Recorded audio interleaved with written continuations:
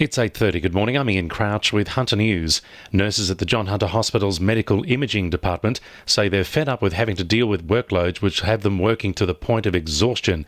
The New South Wales Nurses and Midwives Association has been in negotiations with Hunter New England Health for years, yet nothing's been done to address their concerns. They say the heavy workload is putting the welfare of nurses and patients at risk. Nurses in the department will hold a 2-hour stop work from 9 this morning. One nurse will remain on duty to attend to urgent cases. A drug linked to the deaths of 2 people at a Sydney dance festival last year has allegedly been found during a routine vehicle stop at Mayfield overnight. Officers pulled over a blue Ford hatchback on Maud Street just after 10 p.m, with a search of the car allegedly finding a plastic bottle containing the party drug GBL. Known as coma in a bottle, the drug is known to bring on psychosis and hallucinations. A 28-year-old man is due to face Newcastle local court next month, charged with supplying a prohibited drug. 8 months on from the inquiry into the sustainability of the state's dairy industry, Labor MPs are calling for the appointment of an advocate to help farmers in the Hunter and across New South Wales.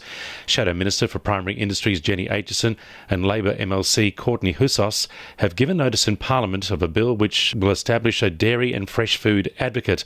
The independent role is intended to give farmers and producers a fair go by investigating and reporting on contracts and prices across the industries. The Maitland MP says the government has done nothing since the inquiry released its final report in December. Since that report, all that has happened is that the number of dairy farmers in New South Wales has continued to shrink, and farmers have been facing ever-increasing pressures in terms of pricing for electricity, fodder and the ongoing drought. A new report has found the population of Greater Newcastle could grow to 1.8 million by 2056 if government support a regional plan to encourage people to move out of the congested capital cities. The report by the Regional Australia Institute says capital cities have reached peak productivity levels, which could lead to economic stagnation in coming decades if the concentration of population growth continues. The Institute says governments should redirect infrastructure spending to regional areas so they can better accommodate population growth and help drive the future economy. Marine Rescue is reminding boaters to ensure their vessels are prepared and seaworthy after 2 men were rescued off Port Stephens. The pair set off from Swansea on Monday morning bound for Foster, but their 7-metre craft ran into engine and communications problems.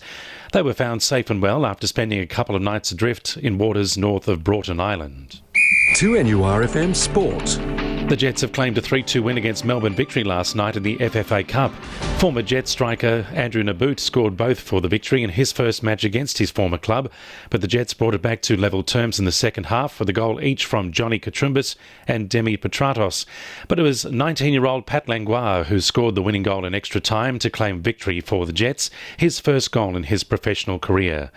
Newcastle Knights prop James Gavitt says they'll be bringing their confidence from their victory against the Eels early this season into the game this weekend to hopefully come out on top. Before we played them the first time, they were playing really well as well, and we're going to take confidence from how we were able to beat them on one of their good days as well. So we easily know that our best is good enough. So we just need to get back to that place where we're back to being us. In local rugby league news, former Knights lock Jeremy Smith is set to play his first game of competitive footy in almost 3 years this Sunday for the South Newcastle Lions. They'll go up against the Western Suburbs Rosellas, who are currently sitting first on the ladder. And the winning numbers in Wednesday Lotto are 7, 40, 36, 15, 19 and 45, and the supplementaries are 41 and 2. 2NURFM News Time, 26 to 9.